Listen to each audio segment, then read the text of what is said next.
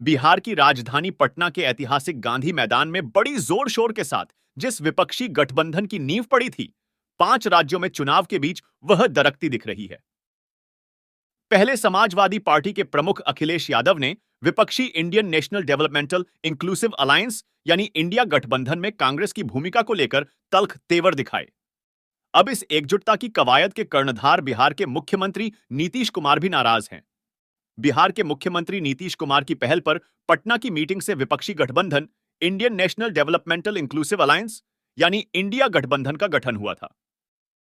विपक्षी दलों को एकजुट करने के लिए पटना से कोलकाता, दिल्ली से चेन्नई एक कर देने वाले नीतीश कुमार ने कहा है कि आजकल गठबंधन का कोई काम नहीं हो रहा। कांग्रेस 5 राज्यों के चुनाव में व्यस्त है, इस तरफ ध्यान नहीं दे रही है। उन्होंने यह भी कहा कि हम सबको एकजुट कर साथ लेकर चलते हैं। हम लोग सोशलिस्ट हैं। सोशलिस्ट और कम्युनिस्ट को एक होकर आगे चलना है। अब नीतीश के इस बयान के मीन मेख निकाले जाने लगे हैं। भारतीय जनता पार्टी के नेतृत्व वाले केंद्र की सत्ता पर काबिज राष्ट्रीय जनतांत्रिक गठबंधन यानी एनडीए को हराने के लिए एक सीट पर एक उम्मीदवार के फॉर्मूले की वकालत करने वाले नीतीश आखिर अचानक इतने तल्ख क्यों हो गए? सवाल इसलिए भी उठ रहे हैं क्योंकि इस बयान के एक दिन पहले ही नीतीश कुमार से जब इंडिया गठबंधन में अनबन को लेकर सवाल हुआ, तब उन्होंने हाथ जोड़ लिए थे। ऐसे समय में जब यूपी में अखिलेश यादव ने 65 सीटों पर चुनाव लड़ने का एकतरफा ऐलान कर अपनी लकीर खींच दी है।